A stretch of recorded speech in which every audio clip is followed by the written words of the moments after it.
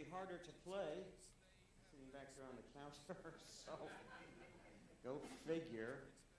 Our sound person, Austin, is out today, so we're lucky to have Ken's partner in crime, Beverly, in the back working both his sound as well as the rest of our sound, so we're real fortunate to have her in today. But as such, we didn't have any of the wireless mics ready as well, so today I'm going to speak from up here. And of course, I put the flowers there so that everyone could see Ken. But now that's all right. I'll just peek over the tops and look at you all. And I just have a few points to share with you about this idea of mystery. And it's very close to home for me because obviously I spend a lot of my time in that realm. But also because I think there's so much truth to this idea of learning to be present in mystery, learning to be open to what happens to us, that invites us to be a part of what Jesus was calling in our story, what Jesus called living water, this abundant life. We always think of that as an eternal life kind of issue, and I think it's in fact a very present, a very real here and now reality that oftentimes we're just not in touch with. If you listened to or read the blog this past week, I sent out a blog, just a short one, last minute on Friday, and I'll just tell you quickly the story that was at the top of it. Nasruddin Hoja, talked about him many times in here. Nasruddin Hoja is the Eastern fool that often has insights that baffle everyone in his foolishness. So one day he's decided he's tired of the chaos in his life. He's tired of all of the disorder and the disorganization, and so he decides, because he can't ever find anything, he can't ever find his notes about his teachings, he can't ever find his key to his cabin, he can't find anything. He decides he's got the strategy: follow his day, his routine with a notepad, with a journal. Then note down everything step by step so he doesn't forget what should happen the next day. And then note everything step by step where everything is placed so that it's in order. And so he does that for the whole day. And when he comes home and he's ready to go to sleep, he's ordered everything. Where his pants were when he took them off, where his jacket was when he took it off, where his key is, where his notes are. Everything is in the book. And then, because you might be worrying that he'll forget where the book is, he puts it under his pillow.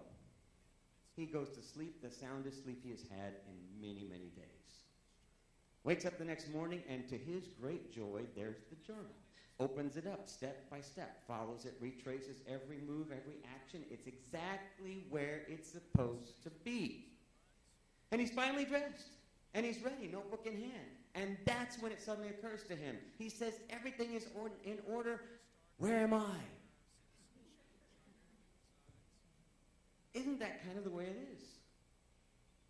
We expect life to be linear, to be horizontal, to move in a logical fashion, and everything we do, if we're doing it right, should flow. It should move somewhat predictable. And yet the reality is we also love a mystery. I mean, we'll subject ourselves to a great mystery, a great book. We'll go to a movie theater and we'll watch a mystery and we have no idea what's going to happen. And if it's really good, then we're even more clueless until the end when it all falls together. One of my favorites, I bet most of you saw it here. How many of you saw The Sixth Sense? Okay, if you didn't see it, you probably know mostly about it. You know, the famous line, "I see dead people." Harry Joel Osment was the kid in the thing, and then, of course, Bruce Willis was the psychologist. And so the young kid sees spirits who are trying to sort of come to terms when he's trying to help them. But in the process, of course, it's a fairly mixed-up reality for him, and he's seeing Bruce Willis, who's the psychologist trying to help him. Bruce Willis dealing with his own dark shadows and tragic past. And then the ending comes. And, okay, I'm going to give you a spoiler alert. The psychologist has been dead the whole time. Suddenly, we're shocked when we realize at the very end of this suspenseful movie, of this mystery, the very one who was trying to help the child was the one needing the help because he himself was also not passing on.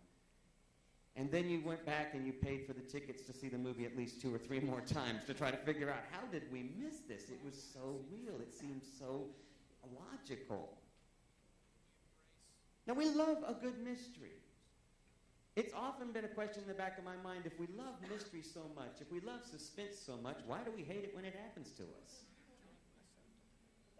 You know, tragedy strikes, unexpected obstacle, a terminal or really challenging diagnosis, a breakup. I mean, life happens to us in totally unexpected ways, and it shocks us at our very foundations.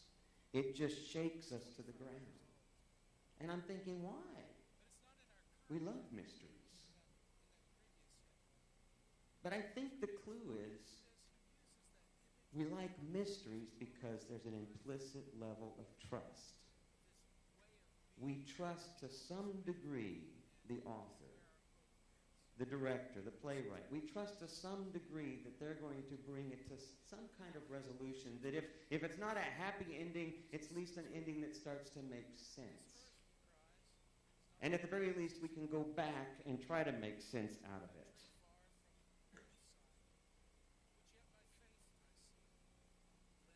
Life ought to make sense. It'd be great if we could go back and go, now I see why that happened. Now I see what caused that. And even better if we could go back and go, I'm not going to do that this time. This time I'm going to do it differently. But in reality, that doesn't happen. In reality, we are shaken to our foundation sometimes with the kinds of things that happen. It may not be true for many of you. If not, you certainly know folks who are like this. We're like Hoja Nasruddin. We try to order everything. We try to put it in its logical place. We try to raise our kids exactly the way we think and we've been taught or that we've studied. We try to do everything the way by the book. We try to live our life according to a faithful religious response, a faithful spiritual response. We try to live as according to how we think God wants us to live. And then sometimes I think we even co-opt our beliefs in such a way as to say that because we believe this way, God will be good to us.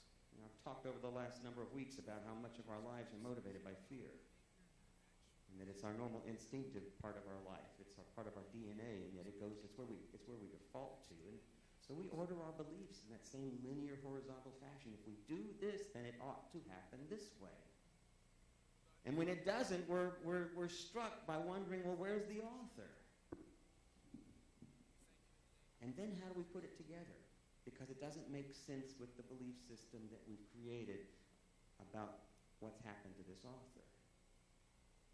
And so some of us would say, well, that's just God testing us. God's testing my faith right now. And then others of us have a little more of a laissez-faire, the cliche, it is what it is. And that seems to take care of it, perhaps. But not entirely. And we're left with Hoja's question. All right, everything's in order. Where am I? That's about what happened when Jesus met the woman at the well. Now, John's Gospel was designed for one great purpose, and that was to address the prejudices and racisms that existed and to suggest that Jesus' message, that God, as Jesus represented God, was for all people, Gentile and Jew. He's addressing a very specific problem culturally. And yet at the same time, this particular story also represents something very personal. One of the things that I've discovered as I've been working with people in this story art project that I work with in the church that I'm overseeing now, where we're sharing stories digitally, sharing short 3-minute stories. You can see a couple of them online. But one of the things I've discovered is that our stories are not long narratives. They are in reality, but in fact, much like our own biological makeup, you can look at an incident in our lives. You can take a capsule, a story, just a moment. And when you finally understand and get to the heart of what that story is, often what I say is what connects us with one another, that part of the story that's more universal. When you get to that, in that one incident, it actually describes and explains a whole lot of the rest of us. It's like the DNA in our biological makeup. We can understand a lot through the exploring of a small, simple, short experience in our lives if we're willing to sort of be present to it, to what it's really about. That's what this story is. This story is representative of the whole gospel, but it's simply one small narrative within the larger context. And here's this woman at the well who has sort of lived out her life in a prescribed way, as some would see it. She's alienated from the Jews. The the audience to which John is writing. She's also alienated from her own community because she's there by herself. Whether or not her life was a questionable life, or whether or not her life was one of these situations where just tragedy had struck and she's married several different men over the years, she is isolated. Her story has now become a predictable pattern, one of shame, one of guilt, and she's living it out as it's been laid out. It's the reality. It is what it is. So she goes to the well, and she sees a man sitting there, and he shouldn't be there because he shouldn't be talking to her. Number one, she's a woman. Number two, they shouldn't be talking alone. Number three, he's a Jew. He shouldn't be talking to her because she's a Samaritan. So many wrong things about this horizontal picture. It's already been put into question. So her response to him, of course, is, it is what it is. She's come for sustenance, for what's urgent, for what's survival, and he's trying to offer something different.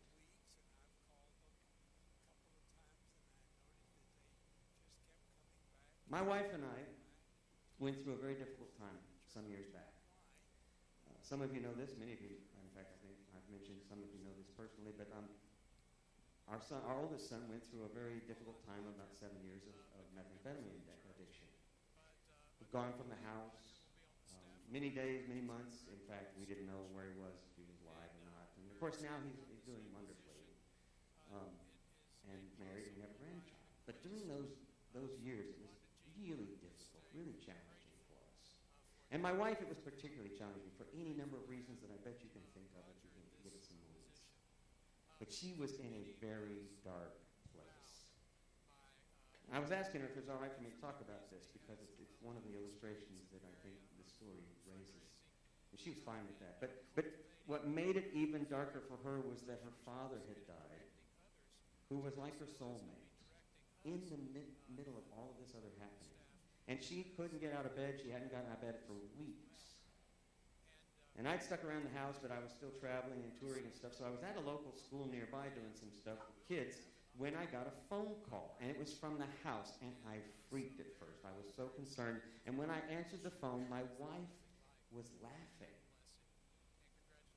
She hadn't gotten out of bed, much less laugh. She was laughing. She said, "You've got to see this." And I said, "Well, what are you talking about?" And then our younger son, Matthew, who was there also, he was laughing. She said, "You know, our dog, our Labrador." And I said, "Yeah." She said, "You know, he's running around. He's barking. I could hear him yelping as if somebody was like twisting his tail or stepping on his paw or something." I said, "What's happening? He sounds like he's hurt." No. She said, "It's hysterical. He's just yelping out in pain and scared to death." And I said, "What?" She said, "The Chihuahua next door got under the fence and is chasing him around the backyard. He doesn't know what to do, but this tiny Chihuahua is dominating him." It changed the whole direction. It just changed things. We have a really good friend here in this church. And I won't say her name, but some of you will know her by her description. She is the most amazing spirit. One of her stories will be on the story arc in the next week or so. And she was telling us about her brother-in-law recently died, and then it turned out that her sister did. Well, she has such a narrative of tragedy and strange deaths. Her parents were killed in a car accident when she was very, very, very young, and she was raised by her grandparents, by her grandmother mostly. And then her brother died young, unexpectedly, from a heart attack while playing golf with a heart surgeon. And then a couple of years after that, her husband was killed, tragically, stepping out from behind a car in the neighborhood when a kid came by and wasn't looking at that moment and hit him. And then about a year or so, not quite a year ago, her brother-in-law died. He'd been in the nursing home. He was not doing well. She's in her early 80s herself, this woman I'm speaking of. And she said, so it wasn't unexpected, but he died. And when her nephew, the man's son, went to tell his mother, they'd been living in two different facilities, went to tell his mother, when he got there, she was dead. And by the time my friend got there for the funeral, it was for 2 funerals instead of for 1. She came back and she was talking to us. This is what's amazing sometimes, I think, when we tell each other our stories and we listen and we find we just open ourselves to it. She was talking to us and she said, okay, I'm not happy about any of this. But I can tell you from the history that I've got in my family, she said, I'm not going in a pleasant, pretty way. And she looked at me and my wife, she said, I don't care how I die. I don't care. You tell everyone it was in the arms of my Latin lover.